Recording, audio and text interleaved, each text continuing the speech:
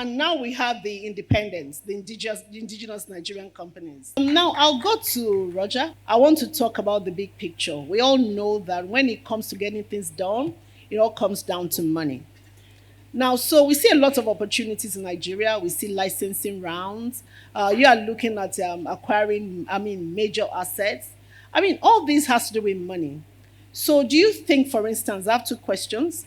Are the indigenous, are they leveraging on these opportunities? Secondly, even if you were to leverage, how are you going about getting the investments you need to actually add value to our sector? We know a lot of people haven't converted, but we do know that the PIA has a drill or drop philosophy. So the PIA actually requires massive investments. Do you think the indigenous are in the right place to take all these opportunities? Do you think there are challenges to raising money? What are you doing, and how would you advise people to go about it? Well, thank you for that. Well, let's just start off with capital itself. Let's imagine this room is the global capital, okay? So we start off the conversation and we say we're raising money for hydrocarbons, and that half the room leaves. So they've all gone out the door. And then I say, I want to talk to you about Africa, and this section goes. Then I go, oh, by the way, it's Nigeria, and that section's going as well, right? And then I want to say, well, I want to do onshore, and that section goes. And there's a couple of people in the corner with money. That's what it's like. That's the reality of today. So the big question we have is, how do we keep people in the room? Okay, how do we, when we say hydrocarbons, Africa, Nigeria, onshore, you keep the money people in the room? Okay, and there's a whole load of things to that, right? So first of all, you can't change the world, right? So the world, you can see what's happening in the investment globally. In the energy investment, you're seeing a shift to clean energy away from hydrocarbons. You can't change that. That is the reality of life. So it gets even more difficult to raise the money. So therefore, we've got to be ease of doing business, right? So delivery of transactions is critical in a time frame that people can understand. Now, if I look at the sort of divestment process, we're now getting to the stage where these deals are starting to go through, and that's good for everyone. Okay, for Seplat itself, I think we signed our SPA almost 30 months ago, and you would expect that deal to be over the line. But we're getting there. We're red at the minute, but we're pretty confident we can get green very quickly. And I think what the Commission is doing is actually setting it very clear. What are the rules? What is the process? And how do we get through in a 60-day or less process? And that's critical. So what the people in the room want is clarity, they want action, and they want conviction of word and everything else. Now, the good thing about Nigeria is below the ground, best in the world, right? The best hydrocarbon in the world, no doubt about it. That's why the IOCs, if you talk to the technical guys, don't want to leave. They don't want to leave the onshore. They don't want to leave the shallow water offshore, but they are leaving because head office is going in a slightly different direction. Okay, so you have incredibly great subsurface in this country, right? That's not going to change. And so there's the opportunity for us as the indigenous sector is actually to really capitalize on this great subsurface. The indigenous sector is here to stay. It's not looking to go elsewhere in the world. Its life is Nigeria, and its success is Nigeria. So Nigeria's success is the indigenous sector's success, and it's very important. And providers of capital want this. So they don't want to do one deal and go to the next deal. They want clarity. They want confidence that when they deploy capital into Nigeria, A, it's going to be well looked after, and B, there's going to be more flow back, recycling of that capital. That's how capital makes money. Now, one thing that we have to deal with, and this is where the regulators can help with here, is the ease of doing business. capital is more expensive, right? So when we used to at Seplat run a hurdle rate for projects, it used to be 15%, right? That's the cost of debt today, right? So debt is double digits. It starts with a 10 handle and it's on its way to a 20 handle, right? That is where debt is going.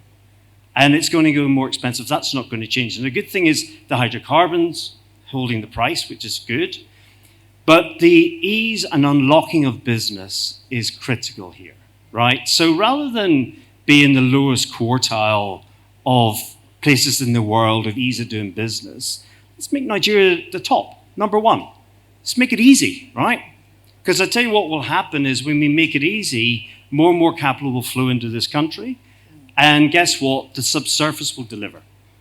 And the indigenous sector will do what's crying out here is to start to work the onshore and the shallow water offshore. We know ourselves that its capability, this 3 million barrels, is incredibly capable. So that is what's going to be needed. That's what we've got to communicate to providers of capital and do that. And let's go into your second question before you move on to someone else's. Just on the PIA, I think it's fair to say around the table here, or this panel, I think all of the indigenous companies would want to convert to PIA. In the reality, a lot of the ISEs, for various reasons, weren't able to convert to PIA. So we want these assets to be under PIA terms. That's going to, I know it's beyond your pay grade, but it's requiring as we need to approach this. Let's use the PIA. There are real benefits in it, okay? And we'll incentivize investment into the country. So that's a request back to you is to take back to whoever makes decisions. We would like, certainly for Exxon, Seplat Exxon transaction, PIA conversion at some point. So let me ask you, I mean, feel free, just be direct. So are you saying that Nigeria hasn't made it easy for investment to come in? And because you've said, let's do this, let's do that, let's do that. And I don't want you to be so suave and so savvy. Are you saying we haven't done those things? And if we haven't done it, what exactly do you think we need to do? Like I said, we want to live today with action points. So what do you think we need to do to make it easy? Well, I said, so I said make it number one in the world easy, right? Okay. The fact is that, Nigeria has taken steps, PAA and everything else, right, which has gone some way. But if you read, and not me, I'm just the messenger, but if you read the global view, the uncertainties of delivery of projects and acquisitions in Nigeria is harming Nigeria, okay? And what I'm saying is be clear, right? Let's get these acquisitions done and dusted. Let's get the marginal fields done and dusted. Let's get the new deals that are coming done and dusted. So the NUPRC has been pretty clear, but of course there's been a process before that of uncertainty. So let's learn from that and let's go forward on number one in the world, ease of doing business. All right. Thank you very much. Okay. I mean, when do you think the current independence of your ilk, when do you think you'll be able to get to the level where you play big brother to the smaller ones like the IOCs did to you guys? Look, I think let's end on some good.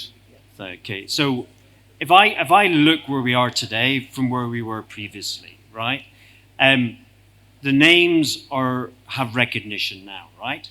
So First DNP, Eridel, Seplat, Owando, it's not like, oh, who? Right, we're on the map now, okay? And that's what's needed. That's been needed here for years, right? Is the top 10, the top 15, the top 20, right? That tier of companies, and they're largely forming now. These deals will transform Nigeria, will absolutely transform it, okay? When people go, hold on a minute, Renaissance is doing 150,000 barrels a day, 200,000 barrels a day. Whoa, where did that come from? Well, that's the reality today. That's what's going to be reality from the divestments process. They're going to be worked. Seplat's going to grow, Wanda's going to grow, everyone's going to grow. you're doing the right things with the marginal fields because we need to bring in the next round of people, Absolutely. right? Yeah. And success breeds success.